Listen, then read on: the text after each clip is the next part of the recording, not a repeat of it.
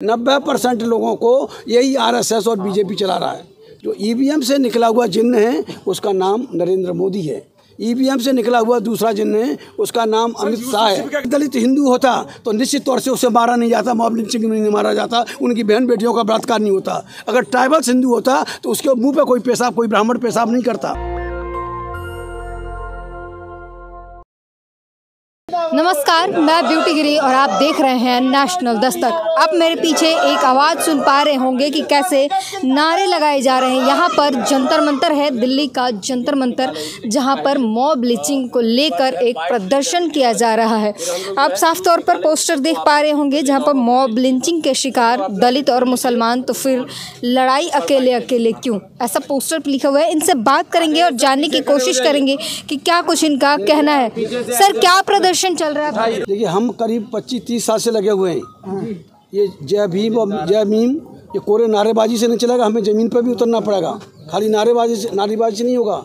ये निश्चित तौर से जो टारगेट है मॉब लिंचिंग के, जो टारगेट है मॉब लिंचिंग के नाम पे जो मारे गए, जो अब तक का रिकॉर्ड है, उनमें मेजॉरिटी नंबर 1 मुसलमान, दूसरा नंबर SC, उसके बाद ST या OBC के भी कुछ लोग मारे गए। ये टारगेट हैं। वो 10% 90% आबादी को टारगेट कर रहा है और अपनी मर्जी से मार रहा है, वो भी पुलिस के संरक्षण में। सरकार को ऐसा हो क्या गया जो बिल्कुल सुनती ही नहीं है? मतलब क्या नहीं, देखिए, जो 2014 से जो सरकार आई है, आप जानते हो, जो सरकार में चलाने वाले जो 2 अहम व्यक्ति हैं, मोदी जी और अमित शाह। अभी आप इकट्ठे क्यों नहीं हो पा रहे? क्योंकि आप कह रहे हो कि ये लोग क्राइम मैन लोग हैं। देखिए, वो प्रोसेस चल रहा है, हम लोग कोशिश कर रहे हैं। ये पॉलिटिकल लोग हैं, पॉलिटिशियन हैं, वो अपने निजी स्वार्थ के लिए नहीं इकट्ठे हो रहे हैं। उनमें मैं समझता हूँ, जो मैंने देखा, उनसे मिलने के बाद देखा है, 90% लोगों को यही आरएसएस और बीजेपी चला रहा है।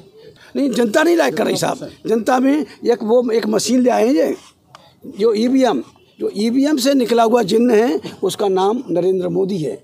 ईवीएम से निकला हुआ दूसरा जिन्न है उसका नाम अमित शाह है। क्या कहेंगे? अभी कह रहा है कि सब एक देश, एक संविधान, एक जो ला रहे हैं। हाँ, देखिए, सबसे पहले जानना चाह रहे हैं, लेट मी से, यूसीसी ने बात मॉब लिंचिंग की हो रही है, हम ये जानना चाह रहे हैं आपसे कि आप इकट्ठा नहीं हो पा रहे हैं। उनको छोड़िए, यूसीसी का मामला नहीं कर रहे हैं आप यूसीसी लेके बैठे हैं यहाँ पे। ये सरकार की सह पे हो रही है। गवर्नमेंट स्पॉन्सर्ड है, सेंट्रल गवर्नमेंट स्पॉन्सर कर रही है इस बात को। क्या मजाल है, एक के बाद दो, एक के बाद हजारों वारदात हो चुकी हैं, सैकड़ों हजारों मुसलमान मारे चुके हैं। और आपने वहाँ उसमें देखा ना, उना में तो 4 लड़कों को सिर्फ मरी हुई गाय की खाल उतार के ले जा रहे थे, उनको 4 किलोमीटर तक जीप से, उस गाड़ी से बांध के खींचा।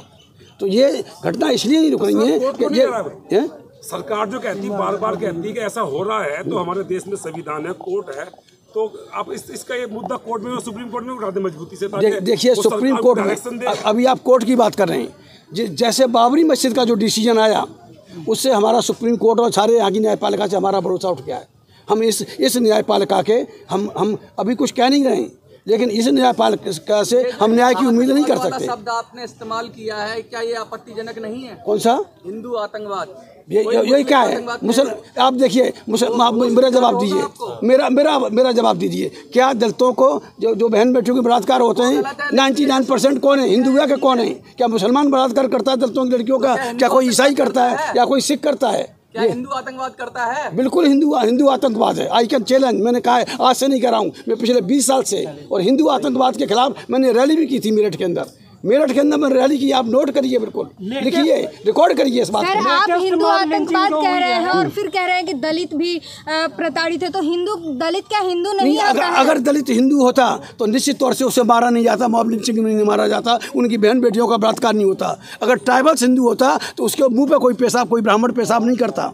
अगर मुसलमान तो चलो जाने दीजिए, अगर हम, ये डॉक्टर अम्बेडकर ने कहा था कि हिंदू हमें हिंदू नहीं मानता, हमारे ऊपर जुल्म करता है, मुसलमान और ईसाई हमें हिंदू समझकर हमसे दूरी बना के रखते हैं, तो बताएं हम ऐसे स्थिति में जाएं तो जाएं कहाँ? तब उन्होंने कहा था, जो बड़ा समाज है, जो बड़ा समाज का हमें अभिन्न अंग बन जाना चाहिए और एक ताकत बना के मुकाबला करना चाहिए इन सब आतंकवादियों के संगठन होते हैं। क्या तुम मानते हो क्या वे हिंदू आतंकवादियों के भी संगठन है? नहीं, क्यों नहीं है? देखिए, ये 2 तरह से, जब सरकार में ही आतंकवादी बैठे हुए हैं, सरकार को चलाने वाले, आई कैन चैलेंज, मैं कह रहा हूँ, खुला कह रहा हूँ, आप करिए रिकॉर्ड, जो सरकार को चलाने वाले ही जो आतंकवादी रहे, जो 2011 तक जो तड़ी पार रहा है जो शख्स, वो इस देश का गृह मंत्री है। तो मैं समझता हूँ कि सारा आतंकवाद गृह मंत्रालय से निकल रहा है। अभी जो 2020 के दंगों की रिपोर्ट आई है उसमें गृह मंत्री का नाम खुल के आया उस रिपोर्ट में, मीडिया ने भी उसको किया और यहाँ तक केजरीवाल भी उससे, क्योंकि ये सब एक ही थैली के चट्टे बट्टे हैं। केजरीवाल और अमित शाह दोनों के नाम आए कि गृह मंत्रालय से स्पॉन्सर था। आपने कहा कि न्यायपालिका भी इंसाफ नहीं कर रही है और सरकार तो हठधर्मी कर रही है, तो फिर लोग जाएंगे कहाँ सर? कहाँ जाना उनको? सड़कों पे उतरना पड़ेगा भाई। देखिए आप जो बाबरी मस्जिद का जजमेंट आया, बाबरी मस्जिद का जजमेंट एक law of adverse property act है, कानून है, आप पढ़ लीजिए। उसके तहत अगर मान लीजिए कोई ज़मीन खरीदते हैं तो उसमें 12 साल का रिकॉर्ड मांगते हैं। अगर प्राइवेट ज़मीन पर किसी का 12 साल का रिकॉर्ड है ऑन लिखित में तो उसे बेदखल नहीं किया जा सकता। सरकारी ज़मीन पर 24 साल से कोई अगर बैठा हुआ है तो उसको बेदखल नहीं किया जा सकता। बाबरी मस्जिद 400 साल पुरानी थी, 400 साल पुरानी मस्जिद को आपने मुसलमानों से बेदखल करके हिंदुओं को कैसे दे दी? किस में आप? जी एक प्रश्न ये है कि जिस तरह मॉब लिंचिंग में एक संप्रदाय विशेष, मैं खुला कहूँगा कि मुसलमान निशाना बन रहे हैं। लेटेस्ट मॉब लिंचिंग जो अभी दिखाया जा रहा है जिसमें एक बच्चे को सिर्फ नाम पूछ के जूतों से चप्पल से पिटाई हो रही है। क्या मुसलमानों को इतने बड़े सबसे बड़े अल्पसंख्यक समुदाय को हाशिए पर लाने की कोशिश की जा रही है? देखिए, जिस कौम की आबादी 20% हो और उस कौम के धर्मगुरु उन्हें राजनीति से दूर रखने की हिदायत देते हों तो वो समाज का कौन संभालेगा उसको? जब राजनीति, देखिए आप मुसलमानों ने 800 साल राज किया और जैसे ही राजनीति से मुसलमान दूर गया उसके हाल बद से बदतर होते गए। और जैसे हम लोग दलित -0 पे थे, SC ST और OBC के लोग -0 पे थे, जैसे ही हम बाबा साहब की बात मानकर राजनीति की तरफ बढ़े तो देख लिया आज मैं किस रूप में बैठा हूँ। मैं आजकल मैं क्लास 1 अफसर रहा हूँ इस देश के सेंट्रल गवर्नमेंट में। उनका धार्मिक नेतृत्व जिम्मेदार है, आप ये कहना चाहिए? जी, पॉलिटिकल नेतृत्व, धार्मिक नेतृत्व और सामाजिक नेतृत्व, तीनों नेतृत्व जिम्मेदार हैं। तीनों एक राय नहीं है, इसलिए मुसलमान पढ़ रहा है। जिस कौम के रहनुमा, जिस कौम के रहबर अगर सौदेबाजी करें, दलाली करें, सीटों का सौदा करें, सीटों की भीख मांगें, ऐसे कौम को कौन बताएगा? 20% नहीं, आप 50% हो जाएं फिर भी मुसलमान इस देश में पड़ेगा। आपसे ने पूछा आखिर ऐसी परिस्थिति जहाँ पे न्यायपालिका भी ठीक से आपका ना न्याय नहीं कर रही है, सरकार हदर नहीं कर रही, तो आखिर जो आम जनता जो पिस रही है उसके पास क्या ऐसे रीजन क्या है, वो क्या करे? देखिए, हर देश में क्रांतियाँ होंगी। देखिए, हर देश में जितने जहाँ भी आप देखें विदेशों में, चाहे अमेरिका की क्रांति हो, चाहे रूस की क्रांति हो, चाहे इटली की क्रांति हो, चाहे फ्रांस की क्रांति हो, सारी क्रांतियाँ खाली पेट और ये भूखे पेट ने क्रांतियाँ की हैं।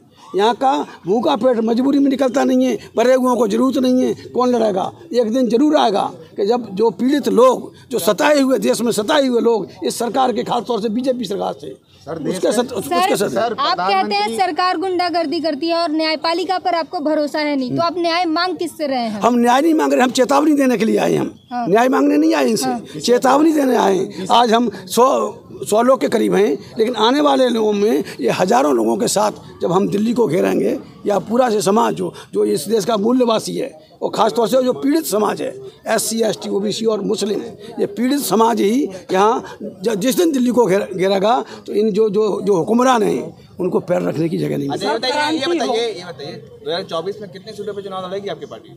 2024 में अभी मैं पार्टी की बात नहीं कर रहा हूँ। अच्छा, तो अभी हम लोगों से मिल रहे हैं, बातचीत कर रहे हैं कि आम राय बन जाए, हमें चाहे एक सीट भी नहीं दें लेकिन हमें इस्तेमाल कर लें। हमने ओवैसी साहब को भी कहा कि हमें आप सीट मन दो, सारी सीटें आप ले लो, लेकिन आप हमें इस्तेमाल करके आप उस दुश्मन का मुकाबला कर सकते हैं। हमें सीट की वो नहीं है। इस समय देश को, समाज को बचाने की जरूरत है। विपक्षी एकता को आप समर्थन देंगे? विपक्षी एकता होने वाला है? नहीं, ये विपक्षी एकता में आपको कौन सा विपक्ष बताते हैं? कांग्रेस नाम पे कितने मुसलमान, लाखों, कितने दंगे हुए, कितने मुसलमान मारे गए?